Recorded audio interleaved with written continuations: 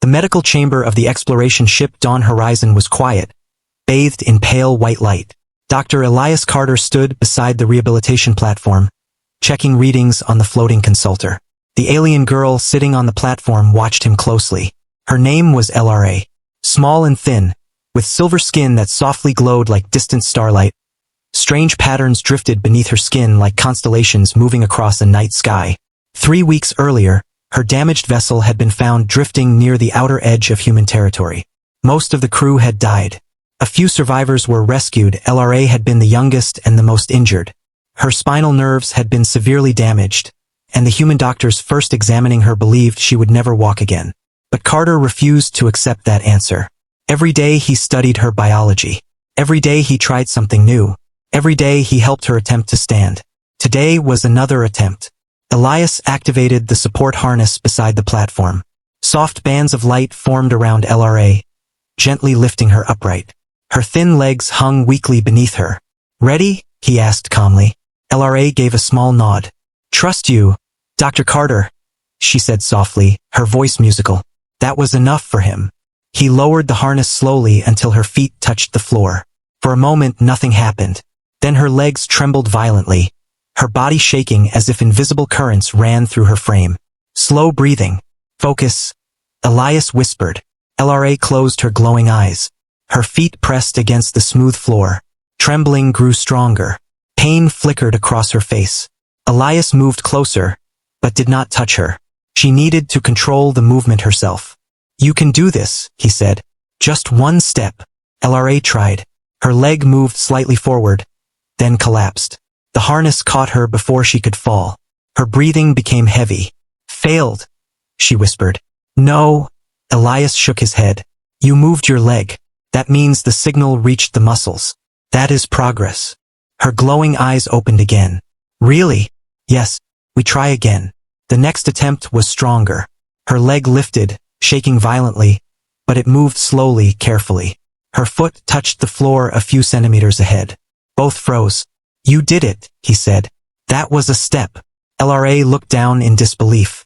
Her skin glowed brighter. "Another step." Elias encouraged her. She tried again. The second step was even more unstable, but it worked. For the next hour, they practiced step after step, slow, painful progress. Each time her body grew steadier. Each time her movements became more controlled. Finally, Elias deactivated the harness and helped her sit back on the platform. "You did amazing work today," he said. LRA looked at her legs as if seeing them for the first time. "On my world, they told me the damage was permanent," she said quietly. Elias leaned against the console. "Human medicine is stubborn. We do not like permanent problems." LRA watched him for a long moment. "Why do you help me so much?" she asked. "People barely know my species. Science barely understands our bodies. Yet every day you spend hours helping me." Elias shrugged. "Because someone has to." Her glowing skin dimmed slightly as she considered him. "May I try something without the harness?" she asked. Elias frowned. "Your balance is still unstable." "We'll be careful," she replied. After a moment he nodded. "All right, but I stay close." LRA slid off the platform. Her feet touched the floor. Her legs trembled again. But this time she did not fall. She stood perfectly still. Elias blinked in surprise. That was faster progress than expected. "Good. Now try one step." But LRA did not move. Instead, the patterns beneath her skin suddenly began to shine brighter, much brighter, spreading across her arms and neck like flowing rivers of silver. Elias straightened. "What is happening?" Her eyes slowly opened. They glowed like twin stars. "Elias Carter," she said, "your actions have been observed." "Observed by who?" Elias asked before she could answer. Alarms suddenly activated. The ship's sensors detected massive energy readings. A known signal, a foreign transmission entering the system. Elias looked around in confusion. "What is going on?" LRA took one smooth step forward. Her legs moved perfectly. Not weak, not unstable, but strong and graceful. "You helped repair the final neural connection," she said calmly. "Your therapy succeeded." "You are walking perfectly," he said. "Yes," she replied, "because I was never completely broken there." Air around her filled with tiny floating lights, hovering like glowing dust. They formed complex symbols in the Aurelian, symbols far beyond human technology. Elias felt a chill run down his spine. My people are called the Sarahifa, she continued. Thousands of years we have observed emerging civilizations. We study their behavior, their values, their instincts. Elias slowly understood. You mean this was a test? Across the galaxy, many young species react to the weak with suspicion. Some abandon the injured, some imprison strangers. Some exploit them for research. Humanity, however, showed relentless compassion. Her eyes met his.